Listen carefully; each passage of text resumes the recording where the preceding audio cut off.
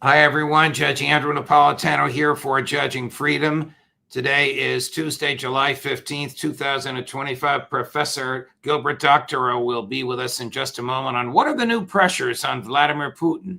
But first, this. We all know how devastating war is. Lives lost, communities destroyed. But war can also threaten your financial freedom. That's where America's heading, our growing involvement in global conflicts. It means more spending, more debt, and a weaker dollar. That's a direct hit to your wallet. So here are three things to keep your eyes on: exploding debt, declining dollar, rising prices of gold and silver. These things are already happening. Goldman Sachs predicts gold could hit $4,500 an ounce by 2026. Why?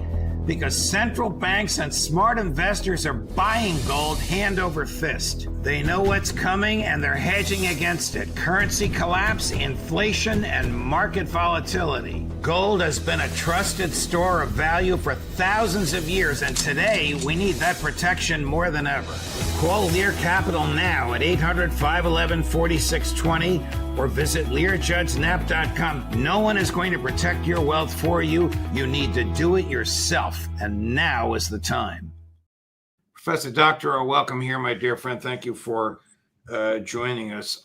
Are European businesses expanding munitions factories that manufacture hard weapons? Well, they definitely are, and this was featured in the weekend wrap-up program of Mr. Kiselyov, the head of Russian state news, on his Sunday evening program. He had some very interesting comments on the expansion of various corporations which have factories in half a dozen countries across Europe, which are expanding their physical plant, employment, and so forth. Here in Belgium, we have a former Audi factory, which is being converted to munitions production because the Audi pulled out, and we had a magnificent property in central Brussels, which will now be doing munitions. This is the easy part of it, and what we look at when you hear about increasing munitions, and this was precisely what the message of the Russians in Mr. Kiselyov's program, that, oh yes, they're preparing for a war. Well, the two things that you need for a war, one is the hardware, the second is the software. You need the people, and that's where the whole thing will break down in Europe. But as regards factories, yes, of course they're being added to. It's very easy to raise money, particularly in Germany, by taking out loans and giving long-term contracts and promises to the arms manufacturers who were shy of taking on commitments when they had no long-term purchase procurement agreements with the German government. That's all changing as we speak, and therefore the private companies that sell arms to the government are ramping up. It's all true. What countries are doing this besides Germany? I have a few more questions about Germany, but I just want to get big picture. Are munitions companies in Belgium, France, Italy, Great Britain, Spain? Probably not, but you tell me. Several in Scandinavia. I believe Norway is quite active in this, perhaps Sweden. But as you mentioned, France, Germany, of course, is the lead. Italy, and Great Britain. These are the main actors or culprits in the preparations for World War III, yes. Scott Ritter, whom you know and who's a regular on this show, warns of a German Fourth Reich. You agree with that? Is German militarism marching forward steadily under Chancellor Merz? Well, yes and no. The end result is not so different from what Scott Ritter is describing, but how we get there is different. The point is, and I think my colleague Ray McGovern is the first one to say this, that in Germany in particular, conformism and silence in the face of government propaganda is the dominant issue. This goes back 10 years Yes, I visited. Ray painted a picture yesterday on this show of German reticence, meekness, and silence, which was terrifying. If we're at a point where the Germans, like in 1932 and 33, are afraid to speak out against their government, and it's a minority government, like in 1932 and 33, where are they going? This is not new. Conformism has been a major feature in a number of countries in Europe. I traveled with business going back to the 1980s. I traveled to Sweden very often. And conformism was unbelievable. Everyone hated the prime minister.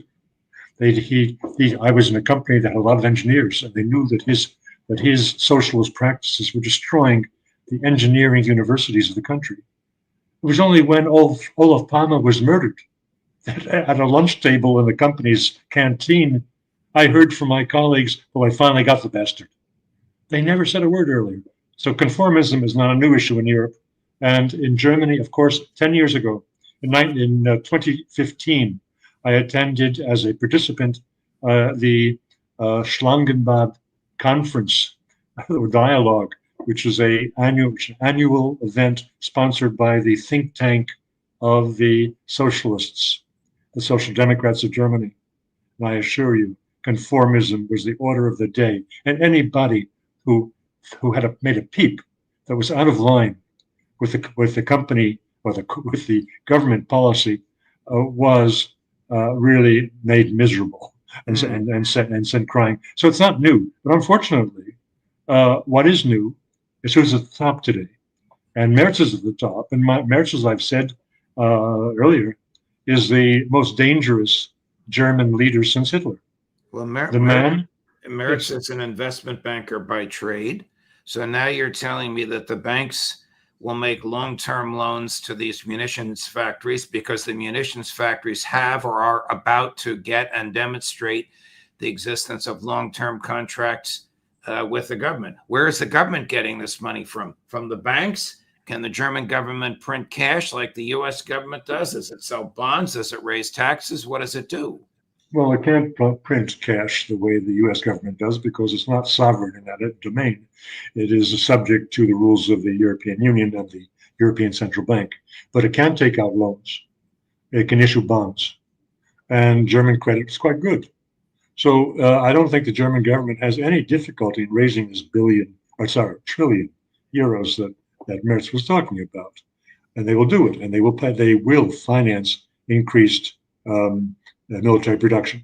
However, what this means for a World War III, what it means for confrontation with Russia, is not what it looks like. As I've said before, at a certain tipping point, if Europeans should present a 1 million-man army ready to invade Russia, and it should have all those wonderful tanks and other military equipment that the Germans are ramping up to have ready for 2029, the Russians will be using tactical nuclear weapons. No question about it. So I don't think that Europe can ensure its security by following Mr. Merz's lead into preparation for a war. Well, then, other than the commercial activity, which might please Chancellor Merz's former business partners, what is to be gained by this? Germany's domination of Europe. Germany's domination of Europe. Here we go again, 1933. The French are giving him a little run for the money. It was Bastille Day yesterday, and Mr. Macron came out and said that he is raising the French appropriations for the defense budget, speeding up the date for doubling the 2017 military budget to 64 billion euros, which is considerable, but it's still about 30% less than the German military budget. The military leadership of Europe was never in German, in post-World War II, was never in German hands. The French were left to do all the talking about diplomacy and military matters. They were the nuclear power in Europe, together with Britain outside of Europe. Now, the Germans have just taken that claim of being the new military leaders. That's a big change within Europe. I find it hard to imagine that the other countries, Holland, for example, will go along with this. That's why they fought World War II. The Swedes, this to me sounds ridiculous, but I'm waiting to ask you about it since I read it. The Swedes announced a proposal, the Swedes, to raise their maximum draft age from 47. I can't believe you can get drafted at 47 to 70. Are they serious about drafting men and women at 70? Well, I guess they are, if that's what they're declaring, and why not? They do have women now serving in the military. This is all, in practical terms, it's nonsense. This will not save Sweden from being overrun. This will not save any European country from being destroyed by the Russians. It's only a means of those who are presently in power of holding on to their power by claiming that there is a dire threat that the country faces, and we shouldn't change horses midstream. That old logic. Right. It's a grab for power, nothing more. Is all of this in Europe generally and in Germany specifically putting pressure on President Putin to engage in a preemptive attack, not against people, not against the military, but against the munitions plants?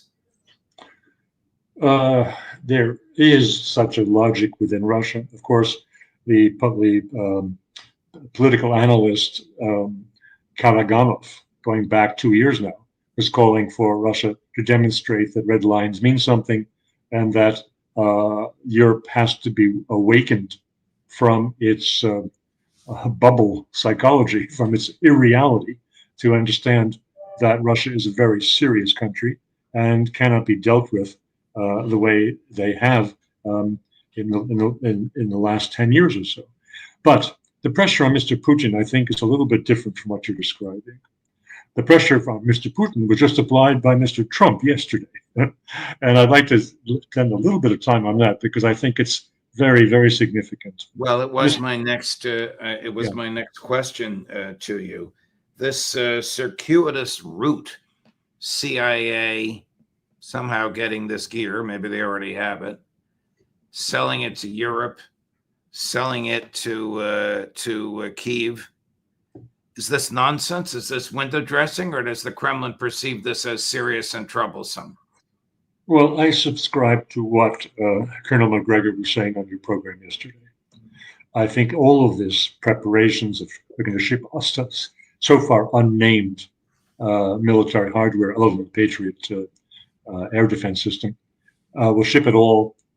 This is utterly useless. It will not change the course of the war in any which way. The fact of the matter is they can ship all the tanks they want, all the Bradleys they want, and they are just ignoring the facts on the ground. They're ignoring why the Russians are now using aerial bombardment as their principal means of furthering their cause in the war, rather than ground forces, which are continuing, of course, but the real effort is to blast Ukraine flat. And why are they doing that? Because the new age of drone warfare has meant that you don't have tank battles. You don't even use the tanks out in the field. You hide them in the forest, because otherwise a drone will finish them off. Same with the Bradleys. They're completely vulnerable to attack drones. Therefore, they can ship from the States, from Europe, all the tanks they want, all the hardware they want to Ukraine, and they'll just be hidden in the forest somewhere. It will not change the stand of the Ukrainian forces versus the Russian forces. Now, what Mr. Trump did was important in a different domain. The restarting shipments of arms to Ukraine, that's all good to shut up his critics, like Lindsey Graham and the other crazies in Congress. They have to hear that, yes, we're using the Biden approved budget and allocation of weaponry to aid Ukraine. They're hearing that. It will not change the war in any which way. They are hearing that we are going to impose new sanctions, new tariffs, secondary tariffs. They heard that yesterday from Mr. Trump, Mr. Lindsey Graham, and his other 81 senators who more or less have been promoting such sanctions in a bill that's now in Congress. They can be happy that President Trump has agreed to that principle. They can be very unhappy with the timing, the 50 days. And there I see the real message to Mr. Putin. And it's the same message that the same Donald Trump gave to Bibi Netanyahu when in the early days of the Gaza campaign, he told Netanyahu, just get it over with. Do what you have to do and finish it up. The 50 days that Mr.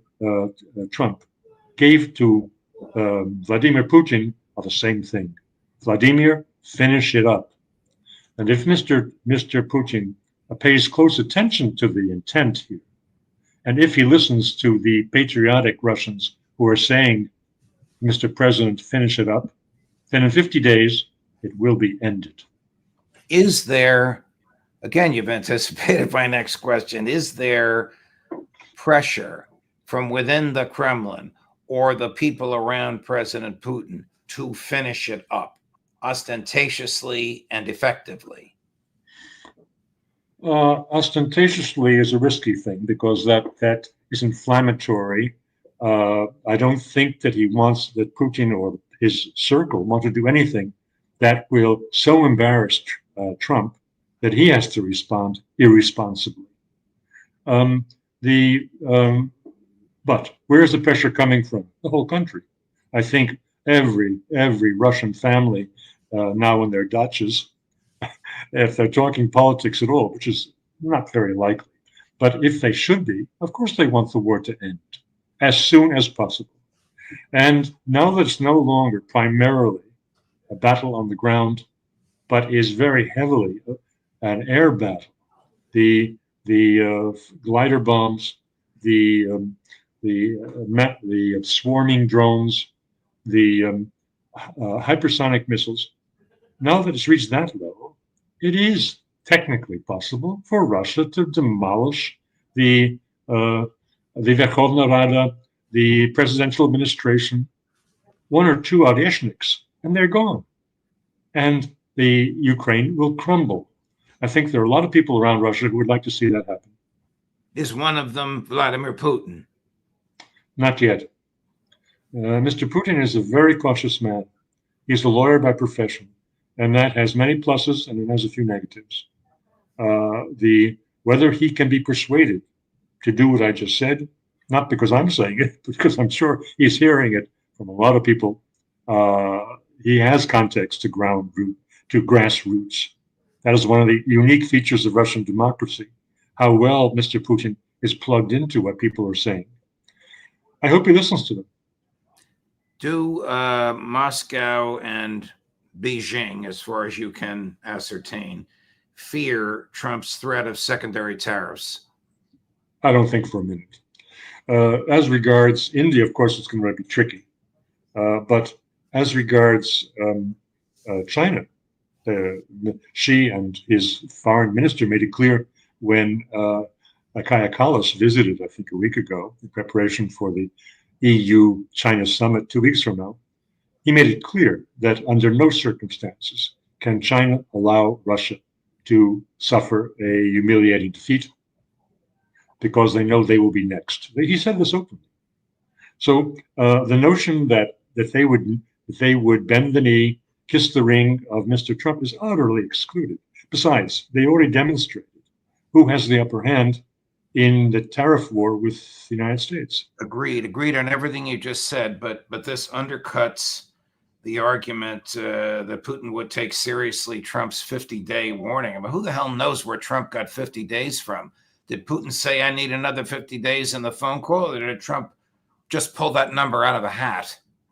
No, I think he looked at the Russian war plans. We are now in a big summer offensive. And in 50 days, the summer is over. That's the logic of it. Now, Mr. Trump's deadlines tend to get pushed back in an opportunistic way. So I don't think it's just 50 days.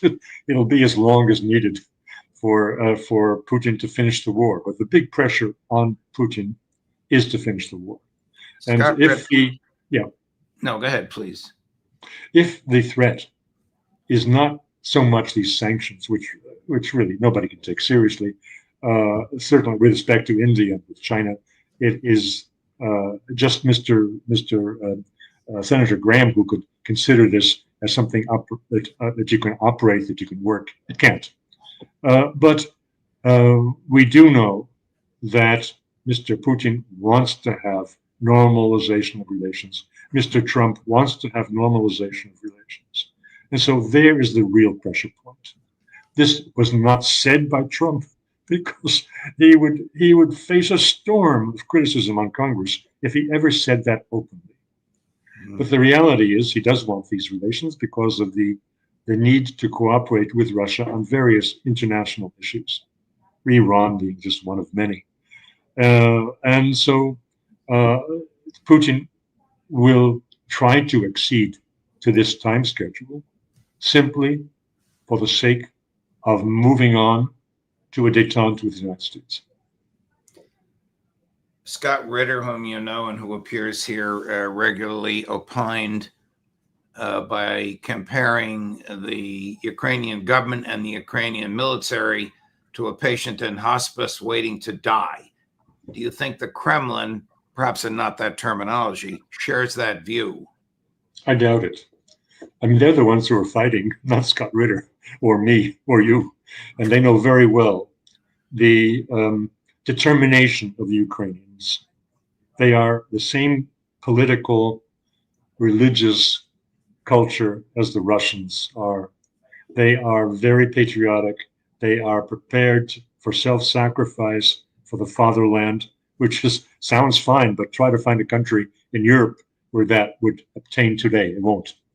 The Russians and Ukrainians are that type of people. And under these circumstances, the Russians have to respect the Ukrainian army, even if they don't respect the Ukrainian government. Professor Doctorow, a pleasure, my dear friend. I will be traveling and coming close to where you are, but not exactly where you are. We would have arranged to have a meal together, but we'll be back at the end of the month, and we'll look forward to seeing you then. Thank you very much. Yeah, I look forward to that as well. And bon vacances. Thank you. Coming up later today, in fact, if you're watching us live in just a half an hour, at 11 o'clock this morning, Aaron Mate. At 1 this afternoon, Professor Glenn Deason. At 3 this afternoon, Professor John Mearsheimer. At 4 this afternoon, Max Blumenthal, Judge Napolitano for Judging Freedom.